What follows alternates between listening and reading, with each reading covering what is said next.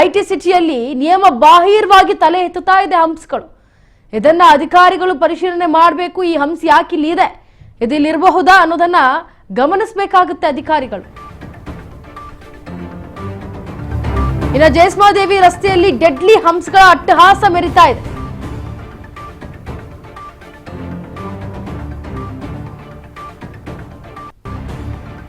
Paint ಇಲ್ಲ, board ಇಲ್ಲ, ಏನಿಲ್ಲ. ವಾಹನಗಳ ಬಾಡಿ ಡ್ಯಾಮೇಜ್ ಆದ್ರೂ ಸವಾರರಿಗೆ ನೋವಿನ ಶಿಕ್ಷೆ ಅನುಭವಿಸೋದು. ಪ್ರಾಣಕ್ಕೆ ಸಂಚಕಾರ.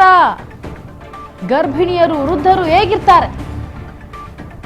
ಜಿಬಿಎ ನಿರ್ಲಕ್ಷ್ಯ ಕಣ್ಮುಂದೆ ಕಾಣ್ತಾ ಇದೆ. ಸವಾರರ ಜೀವದ ಜೊತೆ ಚಲ್ಲಾಟವನ್ನ ಆಡ್ತಾ ಇದೆ ಜಿಬಿಎ.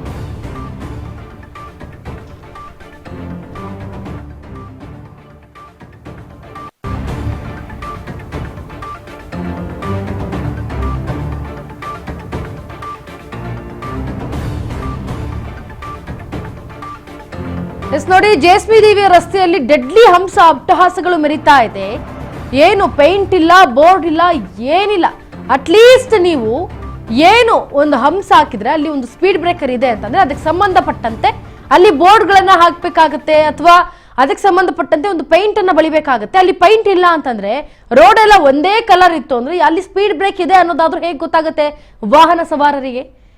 ಮುಂದೆ ಹೋಗಿ ಅಲ್ಲೇ ಇನ್ನು ಅಪಘಾತಗಳಾಗೋದು, ಅವರ ಬೆನ್ನು ಮೂಳೆ ಮುರಿಯೋದು, ಆಕ್ಸಿಡೆಂಟ್ಗಳಾಗೋದು, ಬೇರೆಯವ್ರಿಗೆ ಗುದ್ದೋದು ಅಲ್ಲೇ ಆಗೋದು. ಅವಾಗ ಅಕ್ಕಪಕ್ಕದಲ್ಲಿ ಹೋಗ್ತಾ ಜನರಿಗೂ ಗುದ್ದೋಂಥ ಚಾನ್ಸಸ್ ಇರುತ್ತೆ.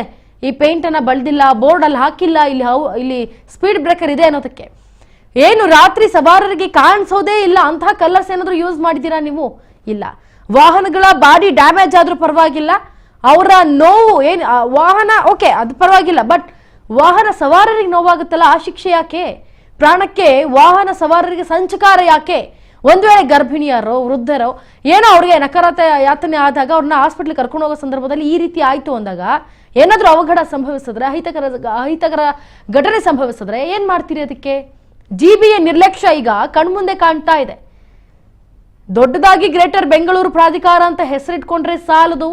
ಬಿಬಿಎಂಪಿ ಬೋರ್ಡ್ ಅನ್ನ ತೆಗೆದು ಬೋರ್ಡ್ ಅನ್ನ ಚೇಂಜ್ ಮಾಡಿ ಅಲಂಕೃತವಾಗಿ ಅದನ್ನ ಏನು ಜಾರಿಗೆ ತಂದ್ರೆ ಸಾಲದದು. ಜಿಬಿಎ ನಿರ್ಲಕ್ಷ್ಯ ಈಗ ಕಣ್ಮುಂದೆ ಕಾಣ್ತಾ ಇದೆ. ಯಾವ ರೀತಿ ಸವಾರರು ಓಡಾಡಬೇಕು, ಅವರ ಜೀವವನ್ನ ಕೈಯಲ್ಲಿ ಹಿಡ್ಕೊಂಡು ಓಡಾಡುವಂತಹ ಸಿಚುವೇಶನ್ ಬಂದ್ಬಿಟ್ಟಿದೆ ಈಗಿನ ಬೆಂಗಳೂರು, ಏನು ಐಟಿ ಸಿಟಿ ಅಂತ ಕರೆಸ್ಕೊಳ್ತಾ ಇದೆ. ಜಿಬಿಎ ಪಾಲಿಕೆ ಅಧಿಕಾರಿಗಳು ಇದನ್ನ ಎಚ್ಚೆತ್ಕೊಳ್ಬೇಕು. ಯಾವಾಗ ಎಚ್ಚೆತ್ಕೊಳ್ತೀರಾ ನೀವು ಅಂತ ಅಟ್ಲೀಸ್ಟ್ ಸ್ವಲ್ಪ ಸೂಕ್ಷ್ಮವಾಗಿ ಗಮನಿಸಿ ಎಲ್ಲೆಲ್ಲಿದೆ ಏನೇನು. ಜಿಬಿಎ ಕೆಲಸದಲ್ಲಿ ಇದ್ದದ್ದು ಮಾತ್ರಕ್ಕೆ ನೀವು ಏನೋ ಬಿಡು, ಏನೋ ಒಂದು ಆಯ್ತು, ಏನೋ ಒಂದು ಲೆಕ್ಕ ಕೊಟ್ವಿ ಸರ್ಕಾರಕ್ಕೆ ಅಂತ ಹೇಳಿ ಎಲ್ಲಂದ್ರಲ್ಲಿ ಹಂಪ್ಸ್ ಬ್ರೇಕ್ಗಳನ್ನ, ಸ್ಪೀಡ್ ಬ್ರೇಕ್ಗಳನ್ನ ಹಾಕೋದಲ್ಲ. ಜನರ ಪ್ರಾಣಕ್ಕೆ ಸಂಕಟವನ್ನ ಕೊಡ್ತಾ ಇದ್ದೀರಾ ನೀವು. ಯಾಕೆ ಜಿಬಿಎ ಪಾಲಿಕೆ ಎಚ್ಚೆತ್ತುಕೊಳ್ತಾ ಇಲ್ಲ? ಇನ್ನು ಸಾರ್ವಜನಿಕರು ಈ ಕುರಿತಂತೆ ಮಾತನಾಡಿದ್ದಾರೆ, ಅದೇನು ನೋಡ್ಕೊಂಡ್ಬರೋಣ ಬನ್ನಿ. ಇಬ್ಬರೆಲ್ಲ 3 ಜನ ಬೀಳ್ತಾನೆ ಇರ್ತಾರೆ, ಕೈ ಕಾಲೆಲ್ಲ ಮುರ್ಕೊಂಡು ಎಲ್ಲ. ಒಬ್ರದ್ದು ಹೆಲ್ಮೆಟ್ ಹಾರೋಗ್ತದೆ, ಒಬ್ರದ್ದು ಮೊಬೈಲ್ ಚೂರಾಗ್ತದೆ.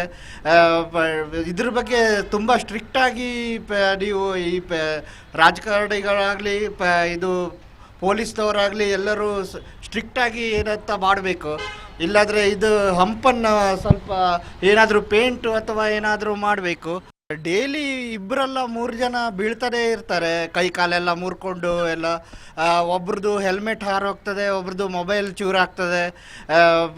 ಇದ್ರ ಬಗ್ಗೆ ತುಂಬ ಸ್ಟ್ರಿಕ್ಟಾಗಿ ನೀವು ಈ ರಾಜಕಾರಣಿಗಳಾಗಲಿ ಇದು ಪೊಲೀಸ್ನವರಾಗಲಿ ಎಲ್ಲರೂ ಸ್ಟ್ರಿಕ್ಟಾಗಿ ಏನಂತ ಮಾಡಬೇಕು.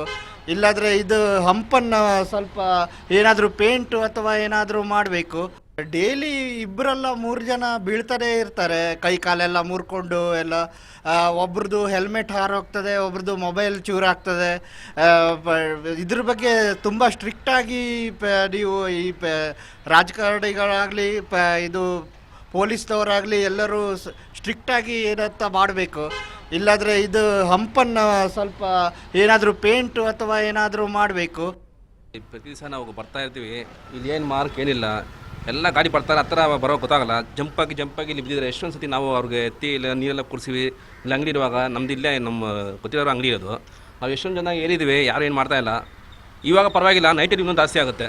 ನೈಟಲ್ಲಿ ತುಂಬ ಗೊತ್ತಾಗಲ್ಲ, ಲೈಟ್ ಇಲ್ಲ, ಏನಿಲ್ಲ, ಆಮೇಲೆ ಒಂದು ಬೋರ್ಡ್ ಏನಿಲ್ಲ. ನೋಡಿ ಇವಾಗ ನೋಡಿ ಥರ ಜಂಪಾಗಿ ಹೋಗ್ತಾರೆ, ಏನು ಅಲ್ಲಿನೂ ಗೊತ್ತಾಗಲ್ಲ ನಮಗೆ. ಎಷ್ಟು ದೂರ ಬರ್ತೀವಿ ಗೊತ್ತಾಗಲ್ಲ. ಸ್ವಲ್ಪ ದೂರ ನಮ್ಗೆ ಗೊತ್ತಾದರೆ ನಮ್ಗೆ ಹಂಸಿದೆ ನಾವು ಕಂಡುಹಿಡಿಬೋದು. ಇದು ಹಂಸಿದೆ ನಮ್ಗೆ ಗೊತ್ತಾಗಲ್ಲ, ಯಾರು ಗೊತ್ತಾಗಲ್ಲ. ಆ ಹುಡುಗಿ ಬಂದಿದೆ, ಸ್ಪೀಡಾಗಿ ಬಂದಿದೆ, ಗೊತ್ತಿಲ್ಲ ಇಲ್ಲಿ ಹಂಪಿದೆ ಅಂತ. ಇಲ್ಲಿ ಇದಾಗಿದ್ದು ಅಲ್ಲಿಗೆ ಹೋಗಿ ಬಿದ್ದಿದೆ ಅವರು.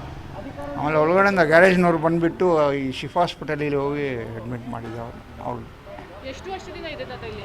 ಸುಮಾರು ಒಂದು 5 ವರ್ಷ 6 ವರ್ಷದಿಂದ ಇದೆ. 5 ವರ್ಷದಿಂದ ಹಿಂಗೆ ಇದೆ. ಹಿಂಗೆ ಇದೆ. ಯಾರು ಅಧಿಕಾರಿಗಳು ಬಂದು ಇಲ್ಲ, ಇವ್ರು ಮಾಡಿಸಿರೋದು ಇದು ಜಸ್ಮಾ ಭವನ್ ಅವರು. ಅವ್ರು ಹಾಕ್ಸಿರೋದಾ? ಅವ್ರು ಹಾಕಿದ್ದು ಅದು. ಅವರು ಈಗ ಹಾಕಲ್ಲ ಅಂತ ಅಲ್ಲೇ ಇದ್ರೆ ನೋಡು, ರೋಡ್ನವರು ರೋಡ್ ಹಾಕ್ಸ್ತಾರಲ್ಲ ಅವರು, ಈ ಹಾಕಲ್ಲ ಅಂತ ಅಲ್ಲಿದೆ. ಇವರೇ ಇನ್ನೂ ಹೈಟ್ ಆಗಿತ್ತು ಅದು. ಎಸ್ ನೋಡಿ, ದೃಶ್ಯಾವಳಿಗಳಲ್ಲಿ ಗಮನಿಸ್ತಾ ಇದ್ದೀರಾ, ಅಲ್ಲಿ ನೀವು ನೋಡ್ತಾ ಇದ್ರೆ ಅಲ್ಲಿ ನಿಮಗೆ ಸ್ಪೀಡ್ ಬ್ರೇಕರ್ ಇದೆ ಅನ್ನೋ ಥರ ಏನಾದ್ರು ಕಾಣಿಸುತ್ತಾ? ಇಲ್ಲ ಅಲ್ವಾ? ಸೊ ದೂರದಿಂದ ಬಂದಿರ್ತಾರೆ, ಓಕೆ, ಅಲ್ಲೇ ಇವಾಗ ಅಕ್ಕಪಕ್ಕ ನೆರೆಹೊರೆಯೋದವರು ಇದ್ದವರು ಅಲ್ಲಿ ದಿನ ಓಡಾಡೋಂಥವ್ರಿಗೆ ಗೊತ್ತಿರುತ್ತೆ ಇಲ್ಲಿ ಸ್ಪೀಡ್ ಬ್ರೇಕ್ ಇದೆಯಪ್ಪ, ನಾವು ಬ್ರೇಕ್ ಹಾಕೊಂಡು ಹೋಗ್ಬೇಕು ಅನ್ನೋದು ಗೊತ್ತಿರುತ್ತೆ. ಆದರೆ ಎಷ್ಟೋ ಜನ ದೂರದಿಂದ ಬೇರೆ ರಾಜ್ಯಗಳಿಂದ ಕೂಡ ಬರ್ತಾ ಇರ್ತಾರೆ, ಓಡಾಡ್ತಾ ಇರ್ತಾರೆ, ಹೊಸ ಹೊಸ ಜಾಗಗಳಿರುತ್ತೆ. ಆದರೆ ಈ ರೀತಿ ಸ್ಪೀಡ್ ಬ್ರೇಕ್ಗಳನ್ನು ಹಾಕಿದಾಗ ಯಾರಿಗೆ ತಾನೇ ಗೊತ್ತಾಗುತ್ತೆ? ಇವಾಗಲೇ ಇಂತಹ ಸಮಯದಲ್ಲಿ ಅಪಘಾತಗಳು ಸಂಭವಿಸೋದು. ಇದ್ರ ಬಗ್ಗೆ ಹೆಚ್ಚಿನ ಮಾಹಿತಿಯನ್ನು ಕೊಡೋದಕ್ಕೆ ನಮ್ಮ ಜೊತೆ ಲೈವ್ನಲ್ಲಿ ಜಾಯ್ನ್ ಆಗ್ತಾ ಇದ್ದಾರೆ ನಮ್ಮ ಪ್ರತಿನಿಧಿ ವಿನುತಾ. ಎಸ್ ವಿನುತಾ, ಇದೀಗ ಈ ಸ್ಪೀಡ್ ಬ್ರೇಕ್ನ 5 ವರ್ಷದಿಂದ ಯಾರು ಗಮನಿಸೇ ಇಲ್ಲ ಅನ್ನೋದಾದ್ರೆ ಅಧಿಕಾರಿಗಳು ಏನ್ ಮಾಡ್ತಾ ಇದ್ರು? ಈ ಹಿಂದೆ BBMP ಇದ್ದವ್ರು ನಮಗೆ ಬೇಕಾಗಿಲ್ಲ, ಆ ಪ್ರಶ್ನೆನ ನಾನು ಕೇಳಕ್ ಹೋಗಲ್ಲ. ಆದ್ರೆ GBA ಸರ್ಕಾರಕ್ಕೆ ಇದು ಕಣ್ಣಿಗೆ ಕಂಡಿಲ್ವಾ? ಎಷ್ಟು ಇಂಚರ ರಸ್ತೆನೆ ಸಾಮಾನ್ಯವಾಗಿ ಹೇಗಿರ್ಬೇಕು, ವಾಹನಗಳು ಸುಗಮವಾಗಿ ಸಂಚರಿಸೋದಕ್ಕೆ ಹೇಗೆ ಅನುಕೂಲವಾಗ್ಬೇಕು ಆ ರೀತಿ ರಸ್ತೆಗಳಿರ್ಬೇಕು. ಆದ್ರೆ ನಮ್ಮ ಬೆಂಗಳೂರಿನ ರಸ್ತೆಗಳು ಹೇಗಿದೆ ಅಂದ್ರೆ ಒಂದ್ ಕಡೆ ಗುಂಡಿ ಸಮಸ್ಯೆ, ಇನ್ನೊಂದ್ ಕಡೆ ಈ ಒಂದು ಅವೈಜ್ಞಾನಿಕ ಅಂಶಗಳ ಕಾಟ ಶುರುವಾಗಿರುವಂತದ್ದು. ಇನ್ನ ಸ್ಪೀಡ್ ಬ್ರೇಕರ್ ಹೆಸರಿನಲ್ಲಿ ಈ ಒಂದು ಅಂಶಗಳು ಏನ್ ಮಾಡ್ತಾ ಇದೆ ಅಂದ್ರೆ ಅಲ್ಲಿನ ಸವಾರರ ಬೆನ್ನು ಮೂಳೆಗೆನೆ ಬ್ರೇಕ್ ಆಗ್ತಾ ಇರುವಂತದ್ದು, ಆ ಮೂಲಕ ಸವಾರರ ಪ್ರಾಣಕ್ಕೆ ಕೂಡ ಕುತ್ತು ತರ್ತಾ ಇರುವಂತದ್ದು. ಇನ್ನ ಈ ಬೆಂಗಳೂರು ರಸ್ತೆಯಲ್ಲಿ ದಿನನಿತ್ಯ ಸವಾರರು ಪ್ರತಿನಿತ್ಯ ನರಕ ಯಾತನೆಯೇ ಅನುಭವಿಸ್ತಾ ಇದ್ದಾರೆ. ಇನ್ನು ವೇಗವಾಗಿ ಬರುವಂತಹ ವಾಹನಗಳನ್ನ ನಿಯಂತ್ರಿಸೋಕೋಸ್ಕರ ಏನು ಬ್ರೇಕ್ ಹಾಕಿದ್ದು, ಆದ್ರೆ ಅದೇ ಹಂಪ್ಗಳು, ಸ್ಪೀಡ್ ಬ್ರೇಕರ್ಗಳು ಇದೀಗ ಅಪಘಾತಕ್ಕೆ ಕಾರಣವಾಗ್ತಾ ಇರುವಂತದ್ದು. ಇನ್ನ ಈ ಒಂದು ಹಂಪ್ಗಳನ್ನ ಹೇಗೆ ನಿರ್ಮಾಣ ಮಾಡಿದ್ದಾರೆ ಅಂತ ನೋಡಿದರೆ ಇದು ಖಂಡಿತವಾಗಿಯೂ ಯಾವುದೇ ರೀತಿಯ ನಿಯಮವನ್ನ ಉಲ್ಲಂಘನೆ ಮಾಡಿರುವಂತದ್ದು. ಅಂದ್ರೆ IRC ನಿಯಮ ಇರುತ್ತೆ, ಒಂದು ಹಂಪನ್ನ ನಿರ್ಮಾಣ ಮಾಡ್ಬೇಕು ಅಂದ್ರೆ ಇಷ್ಟೇ ಎತ್ತರ ಇರ್ಬೇಕು, ಇಷ್ಟೇ ಅಗಲ ಇರ್ಬೇಕು ಅನ್ನುವಂಥದ್ದು. ಅಂದ್ರೆ ಸಾಮಾನ್ಯವಾಗಿ ಎಲ್ಲ ಈ ನಿಯಮದ ಪ್ರಕಾರ 10 ಸೆಂಟಿಮೀಟರ್ನಷ್ಟು ಎತ್ತರ ಇರ್ಬೇಕಾಗುತ್ತೆ. ಇನ್ನು ಅಗಲ ಬಂದ್ಬಿಟ್ಟು 3.7 ಮೀಟರ್ನಷ್ಟು ಅಗಲ ಇರ್ಬೇಕು. ಆದ್ರೆ ಇಲ್ಲಿರುವಂತಹ ಹಂಪ್ಸು ಯಾವುದೇ ರೀತಿಯ ಸೂಚನಾ ಫಲಕಗಳಿಲ್ಲ, ಮತ್ತೆ ಕಣ್ಣಿಗೆ ಕಾಣುವಂತಹ ಪೇಂಟ್ ಆಗ್ಲಿ ಇಲ್ಲ. ಇಲ್ಲಿರುವಂತಹ ಹಂಪ್ಗಳು ಇದೆಯೋ ಇಲ್ವೋ ಅನ್ನೋದೇ ಸವಾರರಿಗೆ ಒಂದು ರೀತಿ ಯಕ್ಷ ಪ್ರಶ್ನೆಯಾಗಿ ಕಾಡುವಂಥದ್ದು. ಯಾಕೆಂದ್ರೆ ಅಷ್ಟು ಒಂದು ರೀತಿಯಲ್ಲಿ ಅವೈಜ್ಞಾನಿಕವಾಗಿ ಇಲ್ಲಿ ರಚನೆಯನ್ನ ಮಾಡಿರುವಂತದ್ದು ಹಂಪ್ಗಳನ್ನ. ಇನ್ನು ಈ ಹಂಪ್ಗಳ ಮೇಲೆ ವಾಹನಗಳು ಪ್ರತಿನಿತ್ಯ ಬಂದು ಹಾರಿ ಬೀಳ್ತಾ ಇರೋದು ಪ್ರತಿ ದಿನ ಕನಿಷ್ಠ ಅಂದ್ರೆ 2 ರಿಂದ 3 ಜನರು ಈ ಒಂದು ಅವೈಜ್ಞಾನಿಕ ಹಂಪ್ಗೆ ಬಲಿಯಾಗ್ತಾ ಇದ್ದಾರೆ, ತಮ್ಮ ಕೈಕಾಲುಗಳನ್ನ ಮುರಿದುಕೊಳ್ತಾ ಇದ್ದಾರೆ. ಇನ್ನ ಇದು ದಿನನಿತ್ಯದ ಸವಾರರ ಒಂದು ನರಕ ಯಾತನೆ. ಆದ್ರೆ ಮತ್ತೊಂದೆಡೆ ನೋಡೋದಾದ್ರೆ ಗರ್ಭಿಣಿಯರಾಗಿರ್ಬೋದು, ವಯಸ್ಸಾದವರಾಗಿರ್ಬೋದು, ಇನ್ನ ಅವರೇನಾದ್ರೂ ಈ ಒಂದು ರಸ್ತೆಯಲ್ಲಿ ಬಂತು ಅಂದ್ರೆ ಅವರ ಒಂದು ಯಾತನೆ ನಿಜಕ್ಕೂ ತೀರದು ಇಂಚರ. ಇನ್ನ ಸಾಮಾನ್ಯವಾಗಿ ಇಷ್ಟು ದಿನ ಆದ್ರೂ ಕೂಡ ಈ ಒಂದು GBA ಅಧಿಕಾರಿಗಳ ಗಮನಕ್ಕೆ ಇದು ಬಂದಿಲ್ವಾ ಅನ್ನುವಂತ ಒಂದು ಪ್ರಶ್ನೆ ಇಲ್ಲಿನ ಸಾರ್ವಜನಿಕರು ಕೇಳ್ತಾ ಇರುವಂತದ್ದು. ಇನ್ನು ಮುಂದೆ ಆದ್ರೂ ಈ ಒಂದು BBMP ಅಧಿಕಾರಿಗಳು, ಸಂಚಾರ ಪೊಲೀಸ್ ಇಲಾಖೆ ಎಚ್ಚೆತ್ಕೊಳ್ತಾ ಇರೋದು ನಿರ್ಮಾಣಕ್ಕೆ ಇರುವಂತಹ ಮಾನದಂಡಗಳನ್ನ ಪಾಲಿಸಿ ಒಂದು ಮತ್ತೆ ಪುನರ್ ನಿರ್ಮಾಣಕ್ಕೆ ಮುಂದಾಗುತ್ತಾ ಅನ್ನುವಂಥದ್ದು. ಇನ್ನ ಒಂದು ಮುಂದುವರೆದಂತೆ ನಾವು ಅಲ್ಲಿ ಸ್ಥಳಕ್ಕೆ ಅಧಿಕಾರಿಯನ್ನು ಕೂಡ ಮಾತನಾಡಿ ಕರೆ ಮೂಲಕ ಮಾತನಾಡುವಂತ ಪ್ರಯತ್ನ ಕೂಡ ಮಾಡಿದ್ವಿ. ಅಲ್ಲಿನ ಸ್ಥಳೀಯ AEE ಆಗಿರುವಂತಹ ಒಂದು ರುದ್ರ ಮುನಿ ಅವರು ಆ ಒಂದು ಬುಡಾಪೆ ಉತ್ತರಗಳನ್ನು ಕೂಡ ನೀಡಿದ್ದಂಥದ್ದು. ನನ್ನ ಗಮನಕ್ಕೆ ಇದು ಬಂದಿಲ್ಲ, ಬಂದಾಗ ಮಾಡೋಣ ಅನ್ನುವಂತ ಉಡಾಪೆ ಉತ್ತರವನ್ನು ಕೂಡ ನೀಡಿದ್ದಂಥದ್ದು. ಇನ್ನು ನಮಗೆ ಸಂಚಾರ ನಿಯಮ ಇಲಾಖೆಯಿಂದ ಯಾವುದೇ ರೀತಿಯ ಒಂದು ಪತ್ರಗಳು ಕೂಡ ಬಂದಿಲ್ಲ ಅನ್ನುವಂತಹ ಒಂದು ಬೇಜವಾಬ್ದಾರಿಯುತ ಉತ್ತರವನ್ನು ಕೂಡ ಕೊಟ್ಟಿದ್ದು. ಇನ್ನ ತದನಂತರದಲ್ಲಿ ನಾವು ಅವರ ಒಂದು ಉನ್ನತ ಅಧಿಕಾರಿಯಾಗಿದ್ದಂತಹ ಒಂದು ಎಕ್ಸಿಕ್ಯೂಟಿವ್ ಇಂಜಿನಿಯರ್ ಆಗಿರುವಂತಹ ಜಮೀರ್ ಅವರನ್ನು ಕೂಡ ಮಾತನಾಡಿಸುವ ಪ್ರಯತ್ನವನ್ನ ಮಾಡಿದ್ವಿ. ತದನಂತರದಲ್ಲಿ ಅವರು ಸ್ಥಳಕ್ಕೆ ಅಧಿಕಾರಿಗಳನ್ನ ಕರೆಸಿ ಒಂದು ಪರಿಶೀಲನೆಯನ್ನು ಮಾಡುವಂತಹ ಕಾರ್ಯಕ್ಕೂ ಕೂಡ ಇದೀಗ ಮುಂದಾಗಿದ್ದು Inchara. Yes, thank you so much ನೀವೆಲ್ಲ ಡೀಟೇಲ್ಸ್ಗಾಗಿ ವಿನುತಾ. ಎಸ್ ನೋಡಿ, ನಮ್ಮ ಏನು ಗಮನಕ್ಕೆ ಬಂದಿಲ್ಲ ಅಂತಂದ್ರಲ್ಲ, ಸರಿ, ಈಗ ಗಮನಕ್ಕೆ ಬಂದಿದೆ ಅಲ್ವಾ, ಅಧಿಕಾರಿಗಳು ಇದನ್ನು ಎಚ್ಚೆತ್ಕೊಂಡು ಅಲ್ಲಿ ಏನು ಅದು ಕಾರ್ಯರೂಪ ಆಗಬೇಕು ಅದನ್ನು ಹಾಕ್ಬೇಕಷ್ಟೇ.